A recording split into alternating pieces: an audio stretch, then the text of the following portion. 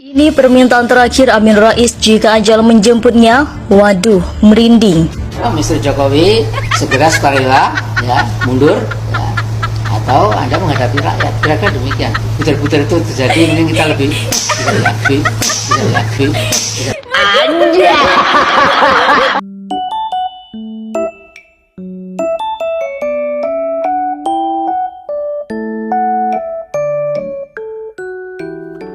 Assalamualaikum warahmatullahi wabarakatuh. Salam sejahtera, shalom, om swastiastu, namo buddhaya, salam kebajikan, rahayu. Kembali lagi di channel saya, Sukron TV. Oke, pada video kali ini kita akan mereaksi kembali. Nah, setelah kemarin kita mereaksi Rizal Ramli. Nah, saat ini kita mereaksi pernyataan Mbah Amin Rais. Ya. Nah, ini Mbah Amin Rais ini sampai menggebuk ya. Apa ya istilahnya?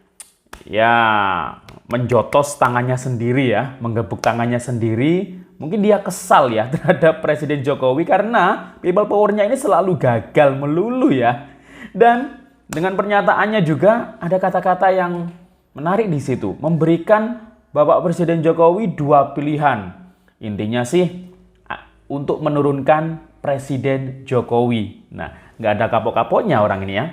Bahkan di salah satu acara dia diwawancarai, kalau misalnya Pak Anies ini nggak jadi nyapres, nggak dapat tiket, nah dia mau kembali mendukung Bapak Prabowo. Nah, ini hal menarik di sini. Padahal kemarin sudah sangat mesra dengan Pak Anies ya, sampai cipika-cipiki ya. Tapi ketika ada pengumuman PAN dan Golkar yang memberikan dukungan kepada Bapak Prabowo, nah ini dia malah kayaknya bingung ya mau mendukung Pak Prabowo lagi. Padahal kayaknya Pak Prabowo ini kayaknya nggak suka udah ya dengan Mbah Amin Rais ini ya. Pasti Pak Prabowo ini sudah mengkalkulasi bahwa kalau Mbah Amin merapat ini malah elektabilitasnya pasti menurun ini ya. Jadi ya kayaknya nggak mungkin lah diterima oleh Pak Prabowo ya. Untuk Mbah Amin Rais sekarang ini kayaknya sudah benar-benar menjadi gelandangan politik ya. Nah, bahkan ini ada video lucu ini ya. Ini video ini menyajikan permintaan Amin Rais sebelum ajalnya, bikin merinding. Nah, kita lihat ya video-videonya ya. Ini permintaan terakhir Amin Rais jika ajal menjemputnya. Waduh, merinding.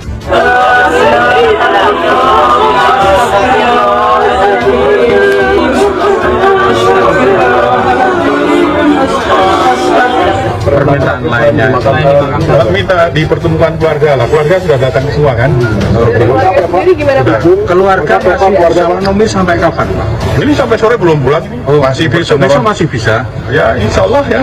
Saya tidak menanyakan yang itulah kan. Lengkap ya Pak ya? Ya, keluarganya. Keluarganya lengkap, mamanya, kakaknya. Nggak ada yang bisa kita lakukan gitu. Dia akan selamanya kayak gitu sampai akhir hayatnya. Sampai meninggal akan kayak gini dia gitu. Yang terus ngerepotin atau ngerecokin milik orang lain. Usia-usia senja, manusia ketika memasuki usia lansia gitu ya, memang terjadi penurunan. Amin Rais mengatakan akan memberikan kesimpulan setelah nanti akan menggelar pertemuan dengan beberapa tokoh. Kemudian setelah kesimpulan-kesimpulan dibacakan, ia akan memberikan dua pilihan kepada Presiden Jokowi. Dua pilihan itu yakni Jokowi secara sukarela mundur dari jabatannya sebagai presiden, atau harus menghadapi rakyat. Hal itu disampaikan oleh Amin Rais setelah melakukan pertemuan tertutup selama 30 menit bersama mantan Menko Kemaritiman, Rizal Ramli pada Minggu, 13 Agustus 2023. Pertemuan itu dilakukan di rumah Rizal Ramli di Jakarta Selatan. Perlu mendelik dua hal. Segera sukarela ya, mundur atau Anda menghadapi rakyat. Kira-kira demikian. Mungkin insya Allah setelah buder-buder itu terjadi, mungkin kita lebih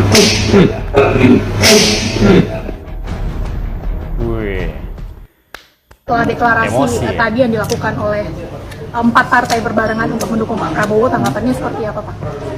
Ya, jadi memang dalam Munas Partai Umat di Asrama Haji hampir setahun yang lalu kita mengundang Pak Anies Baswedan dan Pak Jenderal Prabowo, sahabat saya. Dan kebetulan yang datang Mas Anies.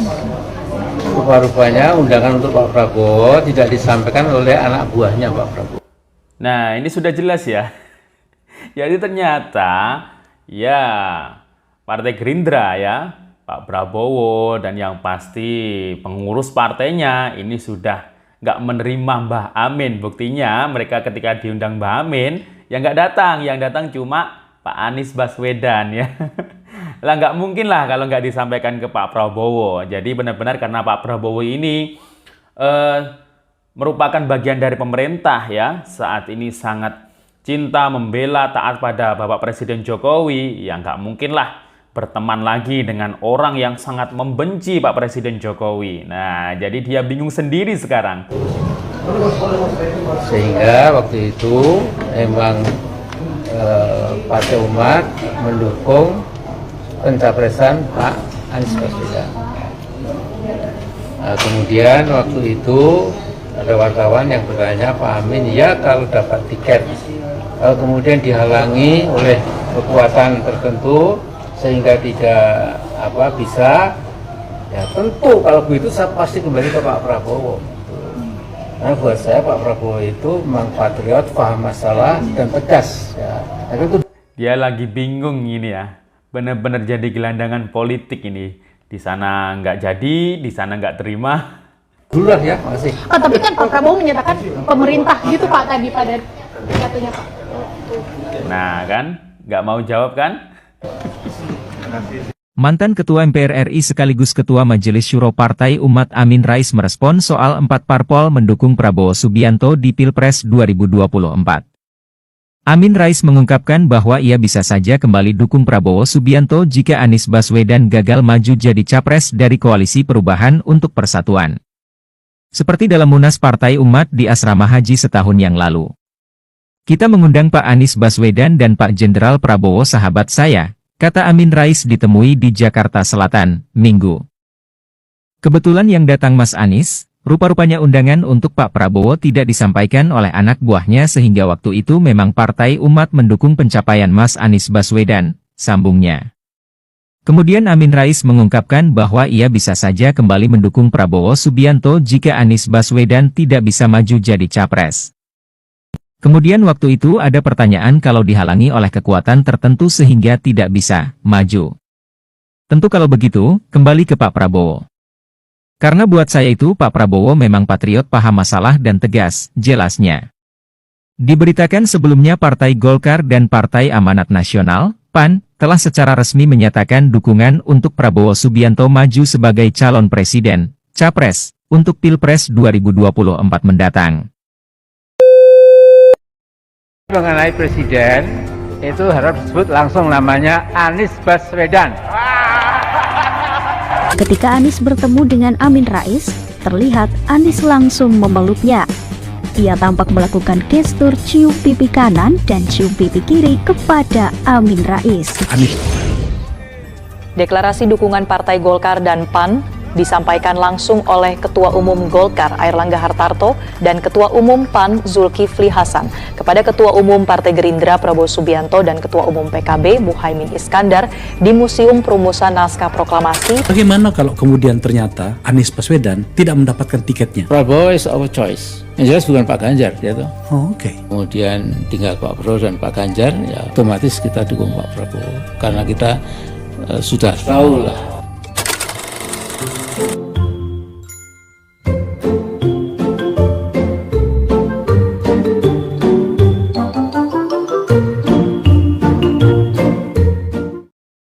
Jokowi paling takut kalau Anies Baswedan sampai dapat tiket.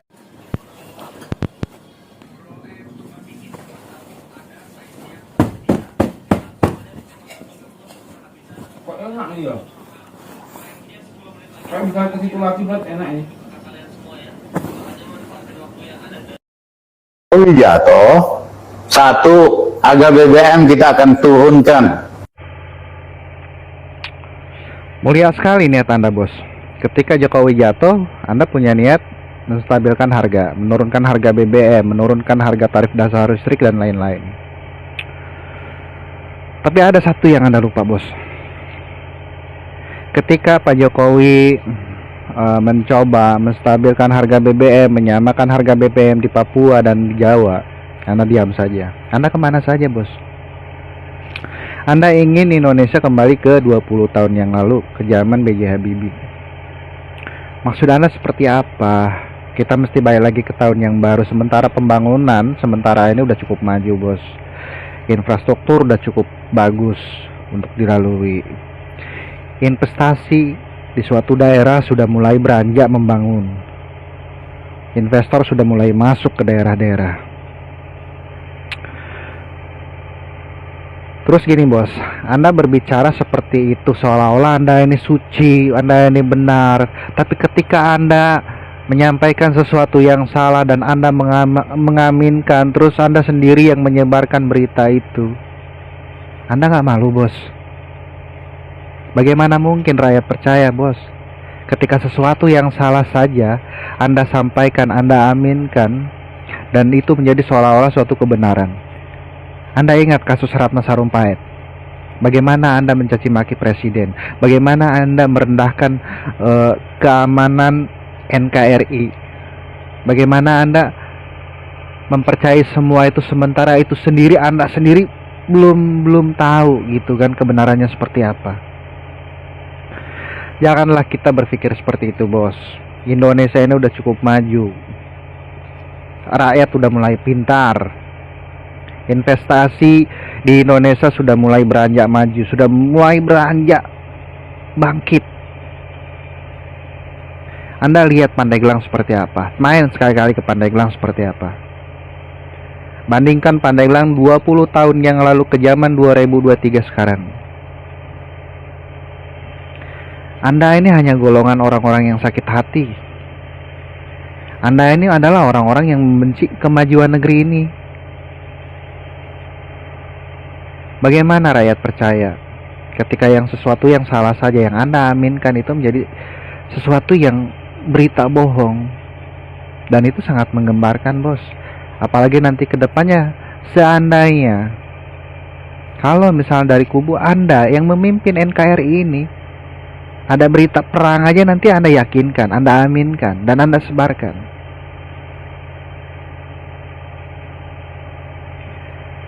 Sebaiknya dukunglah apa yang menjadi wacana presiden saat ini, apa yang dikerjakan presiden saat ini. Janganlah kalian ini menjadi orang-orang yang terus-terusan sakit hati, orang-orang yang terus-terusan membenci pemerintah, sementara Anda sendiri hanya dari kubu Anda lah seharusnya yang menjadi pemimpin negeri ini. Itu menjadi suatu keegoisan. KPU kita sudah transparan mengumumkan pemilihan kita dalam menentukan presiden, itu sudah transparan dalam mengumumkan. Nah, Anda hanya berbicara kemajuan pemilu harus nantinya bisa dilihat oleh semua orang melalui handphone dan sebagainya. Apa Anda lupa? Jangankan setingkat presiden, setingkat DPRD pun mereka punya tim sukses, mereka punya tim kontrol lapangan dan sebagainya. Mereka punya tim pengawas dan sebagainya, apalagi setingkat presiden.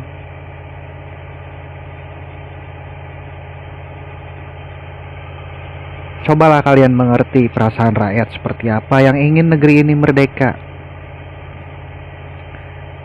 Rakyat hanya butuh makan.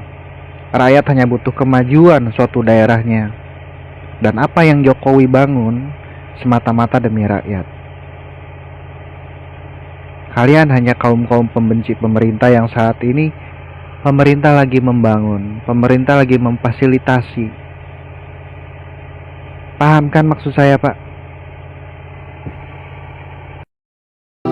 Karena itu tergantung kepada sekarang sikap bagaimana saudara Jokowi ini melakukan reaksi kepada yang kita sampaikan ini, ya. Tapi yang jelas ya itu sudah lemah, karena korupsi yang demikian besar itu sudah langsung masuk ke inti keluarganya, gitu loh. Jadi kalau tadi diprioritaskan supaya pertama Gibran dan Kaisang segera diambil, itu saya kira memang sudah sangat tinggi waktunya ya. Karena itu kita juga menunggu kalau mereka reaksinya positif, kemudian membaik, tidak arogan, tidak kemeluntu ya, menurut bahasa Jawa. Kalau sombong biasa itu kemelindi ya. Kalau sangat sombong jadi kemeluntu ya. Nah, jadi ini kan saya dengan Jokowi satu kampung dari Solo, jadi paham sekali bahasa Jawa itu ya. Nah, jadi setelah ini mudah-mudahan mereka pada sadar enough is enough, beban dosanya jangan kemudian dipakai untuk ugal-ugalan ya. Jadi insya Allah rakyat juga akan senang ya. Saya kira rakyat kita itu peaceful, sangat damai ya, tidak ada mengajarkan entah di Batak, entah di Jawa, Madura, Manado, nggak ada. Saya kira semua kultur kita itu kultur damai. Tapi gara-gara yang satu ini kan seperti rusak sekarang ini ya. Saya itu tunggu tanggal mainnya lah insya Allah ya. Jokowi nggak ngerti sejarah. Dua tokoh reformasi, Pak Rizal Ramli dan Pak Amin Rais itu bertemu kemudian mengkritik Pak Jokowi. Saya sebagai anak muda salut dengan kegigihan beliau karena kita masih mempunyai orang tua yang senantiasa mengkritik pemerintahan. Karena mungkin beliau masih mempunyai power karena beliau adalah para pejuang di era reformasi. Ada satu statement yang dilontarkan oleh Pak Amin Rais yang menurut saya ini ngeri didengarnya. Pak Amin Rais memberikan dua pilihan kepada Presiden Pak Jokowi. Yang pertama, mundur secara sukarela atau siap menghadapi rakyat. Rakyat yang mana, Pak? Saya kira dengan statement itu, ketika people power ini akan terjadi, mungkin yang menjadi korban itu bukan Bapak, tapi masyarakat yang akan menjadi korban, Pak. Kalau Bapak memiliki niatan yang baik, tujuan yang mulia, saya kira tidak harus dengan melengsarkan kekuasaan yang sah, tetapi tinggal menunggu waktu saja. Kan Pilpres itu tinggal 6 bulan lagi, tinggal beberapa bulan lagi. Bapak tinggal nunggu, kemudian sosialisasikan pilihan yang Bapak akan pilih nanti siapa. Tapi saya memandang bahwa Bapak ini memiliki tujuan yang jelek. Karena apa? Kok Bapak mau melengsarkan dengan cara-cara yang people power dan lain sebagainya. Ini ngeri kalau menurut saya, Pak. Semenderita apa sih Bapak oleh pemerintahan Pak Jokowi ini? Saya kira Bapak enak-enak saja toh, mobil punya, rumah punya, makan normal dan lain sebagainya. Kok bisa segininya, Pak? Kenapa? Ada apa-apa sih tujuan Bapak sebetulnya? Apa tujuan Bapak? Hah? Saya sebagai anak muda merasa kecewa gitu loh dengan pernyataan Bapak ini. Karena menurut pernyataan Bapak ini nantinya akan memperkeruh suasana. Suasana kita sedang keruh nih Pak hari ini. Jangan sampai Bapak memperkeruh lagi. Seharusnya Bapak sebagai orang tua itu memberikan teladan yang baik, mengedukasi anak muda, bagaimana caranya menjadi pemimpin. Kan seperti itu, bukan malah ikut serta. Ya kayak krocok-krocok gitu Bapak. Aduh, turun grade Pak. Lebar, Bapak itu sudah punya perjuangan, jangan sampai turun grade. Bahwa enough is enough, no, Mr. Jokowi, Anda perlu memilih dua hak. Segera sukarela, ya, mundur, ya, atau Anda menghadapi rakyat. Kira-kira demikian. Nantilah, insya Allah setelah betul-betul itu terjadi, mungkin kita lebih gawat lagi, mungkin dipakai Rocky Gerung ya. Jadi kita terima kasih Pak Rocky Gerung. Nah karena itu singkat saja, kami ini insya Allah akan membuat sebuah pernyataan. Jadi waktu kami beberapa hari, nanti editor in chiefnya beliau, kita kasih masukan, Pak Aman masukan, Basri masukan dan lain-lain. Dan nanti Anda semua kami undang lagi ke sini ya untuk mengetahui bahwa inilah konklusi kita supaya perubahan cepat terjadi sebagaimana diinginkan oleh kebanyakan rakyat. Saya yakin sekali ya. Nah jadi yang penting 1-2 hari ini tokoh-tokoh yang tadi saya sebut akan ke sini ke rumah Pak Zainambi, kemudian tukar pikiran. Jadi kita beri apa yang penting yang nggak terbantahkan. Kemudian kita bacakan nanti bahwa enough, no, Mr. Jokowi, Anda perlu memilih 2 hal. Segera sukarela, ya, mundur, ya, atau Anda menghadapi rakyat. Kira-kira demikian. Nantilah, insya Allah setelah betul-betul itu terjadi, mungkin kita lebih.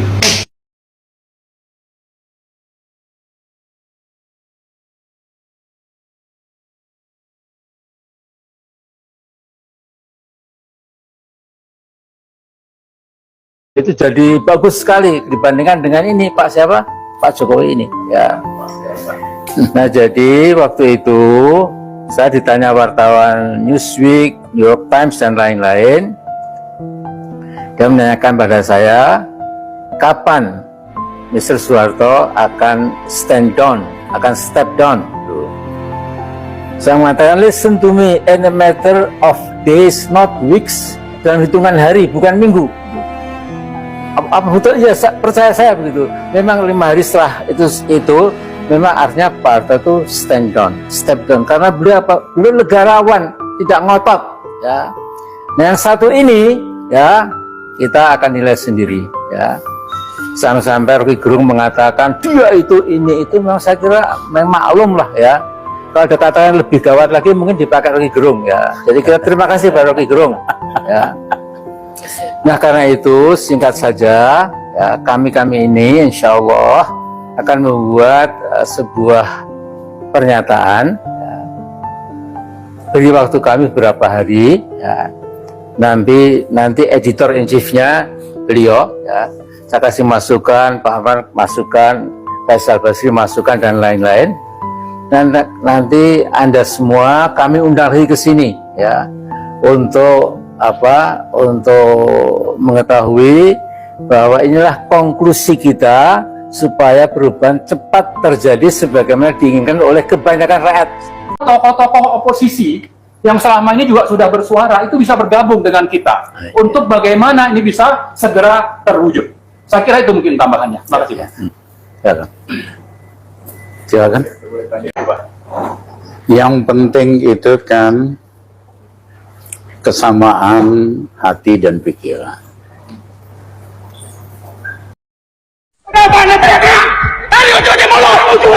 Kita bilang ke masyarakat, tidak boleh. Pelayanan Mahkamah Agung.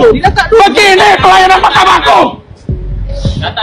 Sudah vonis Sambo nggak jadi hukum mati. Sekarang kita mau minta pelayanan di Mahkamah Agung kayak gini nih. Luar biasa negara ini, ya. Luar biasa. Sampai saya serak. Tiap hari mengkritik negara sampai di sini. Pak, teman-teman yang mana? Teman-temannya tidak tahu. Luar biasa. Tidak boleh. Luar biasa. Siapa yang bilang? Pertama kami nggak ngomong data-data. Istirahat. Kami semuanya sini.